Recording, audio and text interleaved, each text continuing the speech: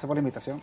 Bien, Oscar, queríamos conversar con usted sobre lo que es las medidas que ha intentado tomar el Banco Central de Venezuela para intervenir en lo que es el mercado cambiario, entre estas dos resoluciones que emitía y de las que hablaba del tema de lo que es el encaje, y más allá de lo que es el efecto que pueda tener en el mercado cambiario, lo que va a tener efectos como tal en la banca, esta medida.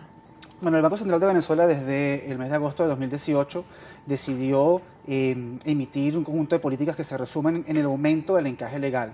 En Venezuela hay varios encajes legales, pero vamos a resumirlos en uno solo.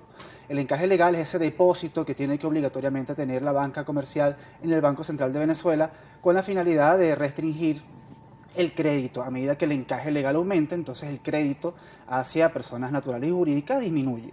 ¿Con qué finalidad el gobierno ha hecho esta medida? Sencillamente con la finalidad de evitar que parte de ese crédito se transforme en demanda de divisas. Por lo tanto, si ellos tumban la demanda de divisas, entonces la variación del tipo de cambio en teoría va a ser menor, pero la realidad ha sido otra. El tipo de cambio paralelo ha estado aumentando vertiginosamente y eso no lo han podido detener. La medida que toma el Banco Central de Venezuela es pasar el encaje ordinario del 31 al 56% y pasar el encaje marginal del 60 al 100%. ¿Qué quiere decir? Eso que la banca se queda mucho más limitada para poder emitir crédito. No solamente eso, sino que el Banco Central de Venezuela ahora acciona una nueva medida, y es que obliga a la banca comercial a comprar euros cuando el Banco Central lo disponga, y que la banca comercial tiene que vender vender los euros en un transcurso de tan solo 5 días. En caso de que la banca comercial no pueda vender esos euros en 5 días, pueden revender esos euros al Banco Central de Venezuela a una tasa menor a la que el Banco Central la vendió. Esto con la finalidad, me imagino yo, de abastecer el mercado de divisas, etcétera. Pero en definitiva, lo importante de todo esto es que es una política altamente recesiva, recesión económica, con un Producto Interno Bruto disminuido a la mitad en tan solo 5 años. Y al final del día no estás atendiendo a las políticas que generan efectivamente la hiperinflación y que generan efectivamente la depreciación de la moneda. Con esto están buscando cortar la liquidez que puede existir en la calle para nutrir un mercado paralelo de divisas. Sí, ellos quieren, en teoría, disminuir la demanda de divisas, pero ellos no pueden disminuir las expectativas que tiene el venezolano con respecto al bolívar, que se sigue depreciando. Tenemos proyecciones que se van a quedar cortas del Fondo Monetario Internacional de más de 10 millones porcentuales de inflación. No pueden detener o no han detenido esa gran inyección de liquidez en la economía. De hecho, en el 2018 la base monetaria tuvo un aumento de 33.753%. Sí, este tipo de políticas, que son violatorias de hecho del artículo 320 de la Constitución, no la han detenido. Entonces, si no detienen este tipo de políticas, que lamentablemente son hiperinflacionarias y que tienen el poder adquisitivo de las personas totalmente erosionado, no importa en cuánto aumentes el encaje legal, la hiperinflación no la vas a detener. Lo que vas a generar es que vas a presionar a la banca, porque estás prácticamente deteniendo y coactando su principal actividad comercial, y estás erosionando el poder adquisitivo no solamente de las personas, sino que además estás presionando a una recesión aún mayor, porque recordemos que el crédito lo utiliza no solamente las empresas, sino incluso el venezolano lo utiliza Económica en momentos de una hiperinflación donde los precios se ajustan diariamente prácticamente en el país.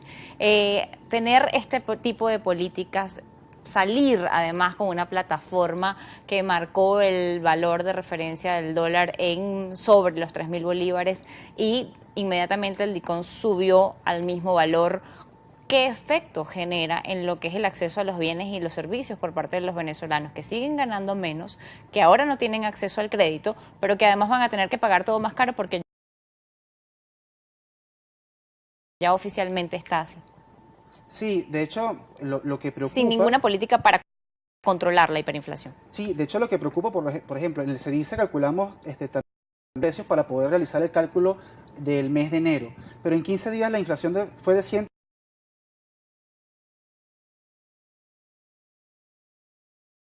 32% que equivalen a 76 salarios mínimos. Lamentablemente esto es un golpe duro al venezolano y no solamente eso, sino que compromete mucho al sistema financiero venezolano. Básicamente lo estás atando en su actividad comercial principal. O sea, esta actividad es totalmente restrictiva de la economía y no soluciona el problema que ellos quieren atacar. Es decir, estás asumiendo una gran cantidad de costos con unos beneficios que realmente son nulos, porque no vas a detener el tipo de cambio y no vas a detener la hiperinflación.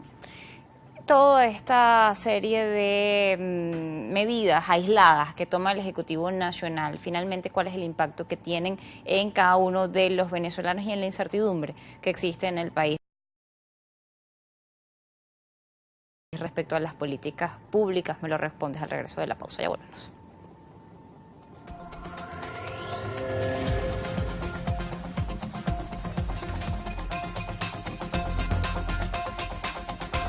Serie de medidas que no terminan de atacar el problema principal, que es la hiperinflación. Venezuela es un cúmulo de distorsiones y una distorsión conlleva a la otra.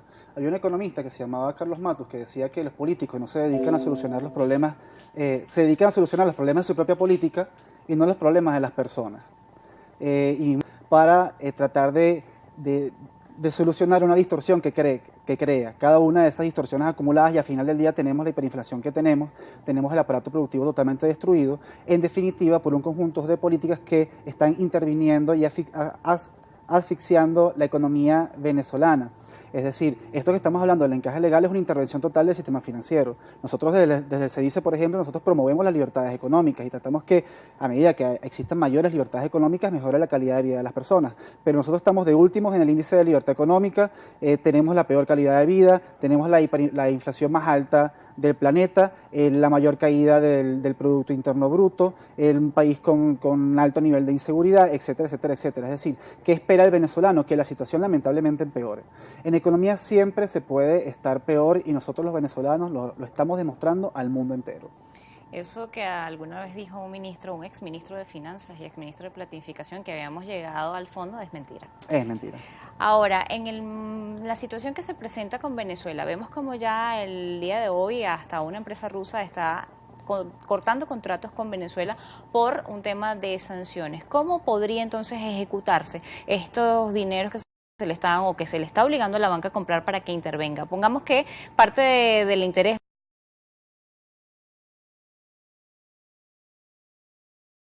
del Ejecutivo Nacional es que esos euros y esa cantidad, el monto original eran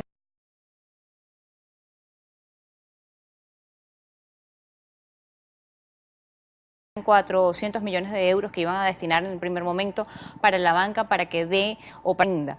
Pongamos que esto es para las empresas, para el particular que necesita asumirlo. ¿Bajo qué intermediario se va a hacer si el Estado venezolano o todo? Porque efectivamente los corresponsales que sirven a la banca nacional prácticamente están ubicados unidos y por lo tanto con este problema del desconocimiento a Nicolás Maduro se restringen entonces las operaciones de transacciones de divisas.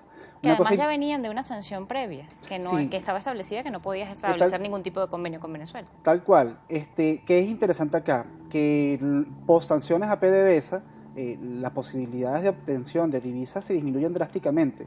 Voy a colocar el ejemplo. PDVSA a diciembre de 2018, según OPEP, estaba produciendo 1.148.000 barriles diarios. De ese 1.148.000 barriles tenemos que deducir por lo menos 400.000 barriles entre convenio Petrocaribe, entre el convenio Cuba, entre el convenio chino.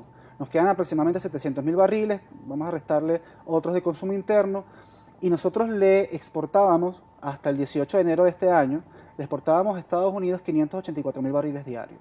Eso representa más del 80% de las exportaciones, considerando que la exportación de petróleo es nuestra principal fuente de divisas. Nos da como resultado que la venta de petróleo a Estados Unidos era lo que realmente nos nutría de divisas al país. ¿Qué quiere decir esto? Esto quiere decir dos cosas.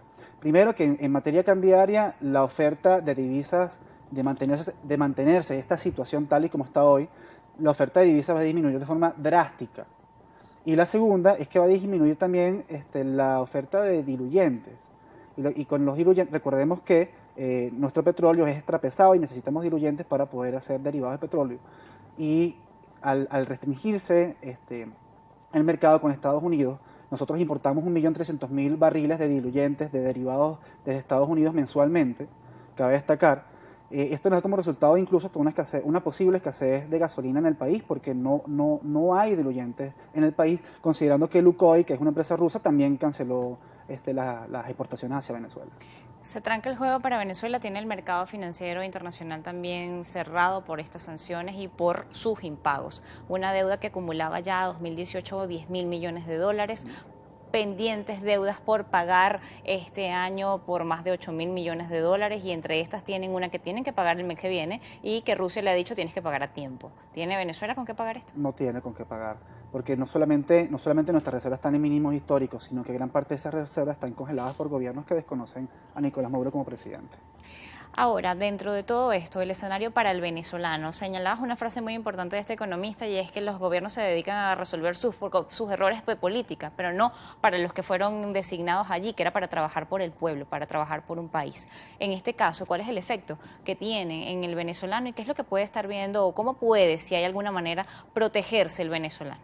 Bueno, yo creo que el venezolano, a pesar de todo, se ha protegido bastante bien y sabe mucho mejor que yo cómo protegerse ante la hiperinflación, cosa que de verdad que nos enseña muchísimo como venezolanos. La situación va a empeorar de mantenerse las condiciones, vamos a ver muchísima más hiperinflación, el producto va a decaer. Ya sabemos los venezolanos que lo mejor es protegerse con otras divisas de mantenerse, y los venezolanos están siendo muy emprendedores, ya no es necesario decir que hay que dedicarse a 2, 3 trabajos.